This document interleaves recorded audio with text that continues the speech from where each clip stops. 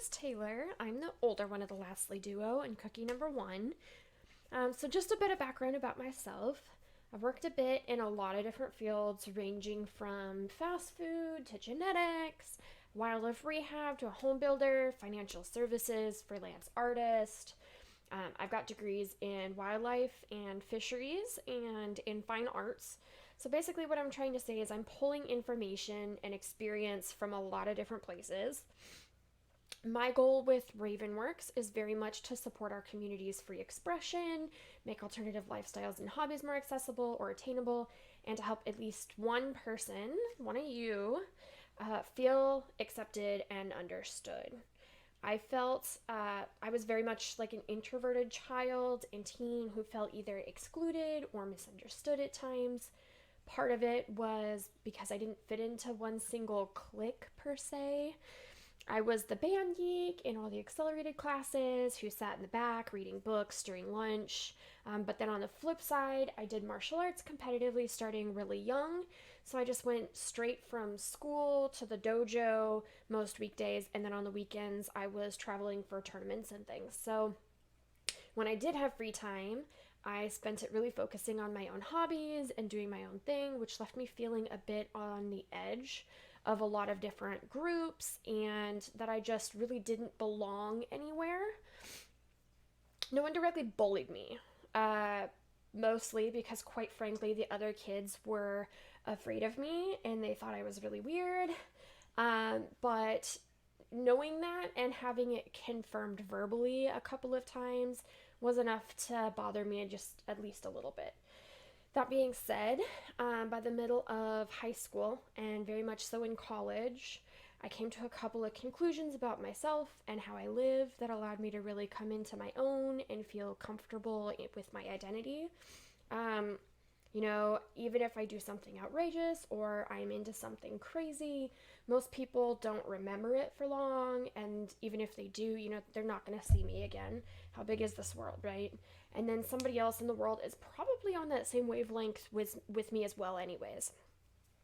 And then I also realized that, if I stopped caring what others would think and instead were true to myself and my interests and my core beliefs, I felt happier, I felt healthier, and then most other people stopped caring about those differences as well.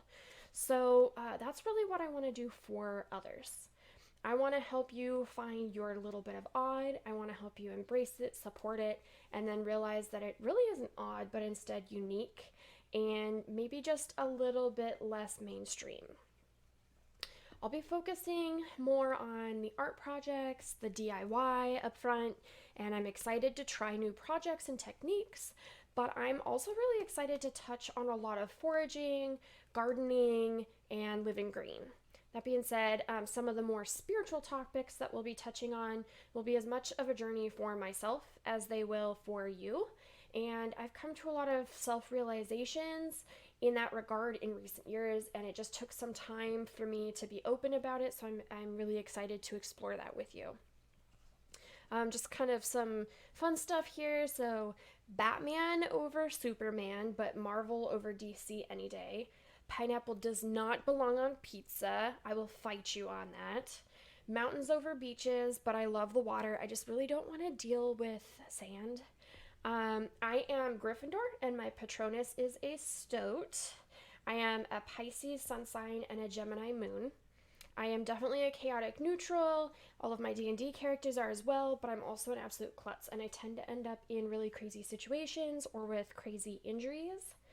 I get bored of things if they stay too routine, and I'm definitely of the belief that if I'm not going out of my comfort zone or at least a little bit uncomfortable, then I'm not growing, which means that I'm constantly wanting to do something to shake things up, like changing my hair, getting more tattoos, doing something crazy, reorganizing the whole house sometimes, joining new groups or hobbies. I used to have a huge zoo of animals, but as they've passed on, I've kind of reined myself in from getting more for a while. So I'm just down to a couple of bearded dragons named Taco and Tuesday. I love monsoon season in Arizona because of the smell of the creosote and the clay. Best thing ever. I love anything art and DIY. I collect art supplies and weird art skills a bit rabidly, if I'm honest. And I'm very much more of like a painty person, whereas Mikaela is uh, able to do like the whole word thing. I'm much more likely to draw you a picture of what I mean than I am to talk about it, I guess. I love gardening and caring for my indoor plant babies. But I also love anything to do with the outdoors: hiking, camping, creek fishing, kayaking, any of that. I am definitely a self proclaimed sugar whore. I have a huge sweet tooth, coffee addict. I love eating, but I don't so much love cooking, which is why me and Mikaela just mesh real well. I love Japanese culture. Maybe that's from growing up in the dojo, or it could just be because the anime and the manga. Yep, probably that. I love tattoos. I love cosplay. I love D&D. I'm currently in a couple campaigns. One that's more classic. It's a couple years old, and a newer one that is based off of One Piece. I already mentioned anime and manga, but I actually just really love reading books as well. I read a lot. Totally, a book a day keeps the anxiety, depression, and boredom away. And then I listen to pretty much all genres of music except for like the newer poppy country.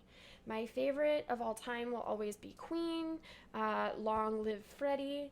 But my favorite concerts to attend are any genre of rock, leaning mostly towards like Celtic rock, metal, and grunge currently, just because they're a lot of fun to attend. And then right now I'm kind of going through like a witchy jazz phase musically. I don't know what's going on there.